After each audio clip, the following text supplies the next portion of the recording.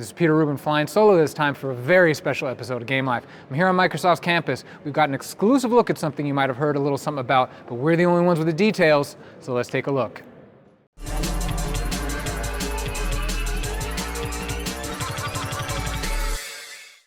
Why do I look like a Clayman right now? Here to answer that question, please introduce yourself, sir. Yeah, I'm Scott Evans. I'm the Group Program Manager for Kinect at Microsoft. Excellent. So Scott, this is what? This is just the 3D depth map of the new Kinect sensor, correct? Yeah, you're seeing what the sensor itself sees. You're seeing yourself represented here in 3 dimensions. The 3D vision itself, which is what made Kinect famous, we've made high definition and high fidelity. If you step a little closer even, you can see the buttons in your shirt. You can see the buttons, you can see. Then this is little minute changes in depth that we can see with the sensor. Now Kinect is more than just a 3D vision camera. It also has a 2D vision camera. And you can see that we've got a 1080p high definition color feed across that whole field of view. But one of the challenges with a color feed is it's very susceptible to changes in room lighting. So we've introduced a new technology we call active IR. Yeah, and the magic here is really in how it filters out room lighting. And a good way to show that is we can lower the lights in this room, we can close the blinds, and you'll see that that color image becomes unusable, but this active IR image is completely unchanged. I can't see any differences from when it was light in the room and when it was totally dark in the room. And another fun way to show this technology at work, we'll use this little flashlight here, and you can simulate a lamp, for example, on the side. And we'll go back to color, and you can imagine if a lamp was sitting next to you on the end table, completely washing out only half of your face. And if we go back to active IR, we can see that that light is completely removed from the scene. Let's bring the lights back up. Okay, yeah, so all of this, I should just point out, this is just all what the Kinect sensor sees and hears before it gets worked into an experience for you at home with the Xbox. Exactly. And now the first capability is skeletal tracking. Okay. This was one of the core techs that we introduced with Kinect for 360. And you see that we've taken skeletal tracking and leveraged that 3D vision and made it high definition as well. We've got more joints, more expressive movement. You can see the lean in your spine. You can shrug your shoulders. All of that movement is being represented here in your skeleton. We even have enough fidelity to show your hand joints, the tips of your fingers, your thumbs. So we can see pinches. Gun? It knows if I'm pointing a gun at the screen. Yep.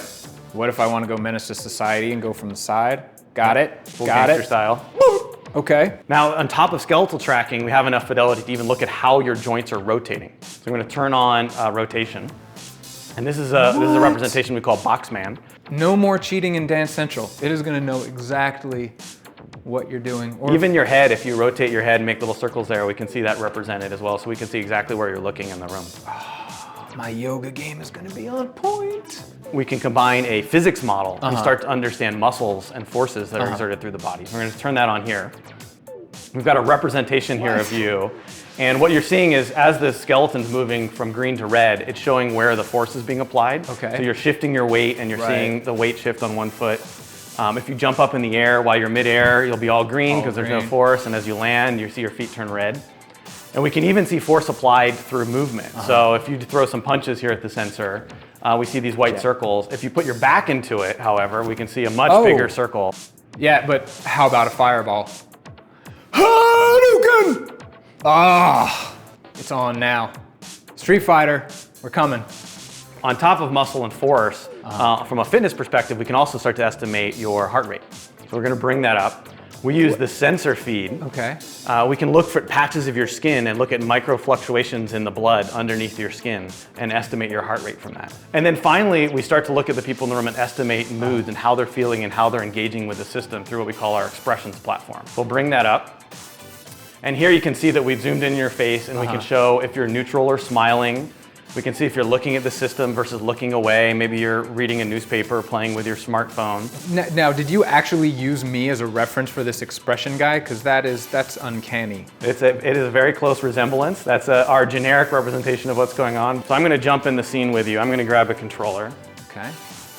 Now we've got 2 people. So now you're controller 1, I'm controller 1, you're controller 2. We can change controllers. But then it'll... And you can see that it knows now that we've swapped controllers. And it signed you in. It signed me in automatically because I've used this Xbox before. You didn't have to do the whole thing where you wave and then it sees you and you have to sign in and do the thing. It just recognized me and signed me in. We can even switch positions here.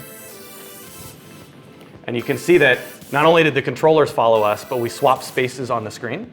So you can imagine a multiplayer game now It doesn't matter where I'm sitting in the couch, I can jump in without any user interface, without any sign-in, and the screen can split relative to where I'm sitting in the room. We've got orientation, we've got muscle and force, we've got heart rate, we've got expression and engagement, we've got the dark, but what if we tie this all together and do 5 people in the dark?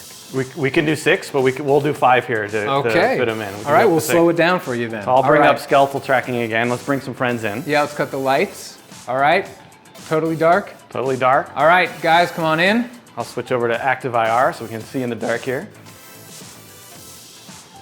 Good, bring in more some people friends. in here.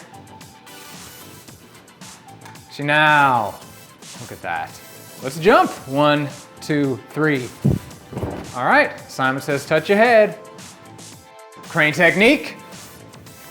Oh, you have to do the Harlem Shake. No, I'm just playing. All right, got it, wired.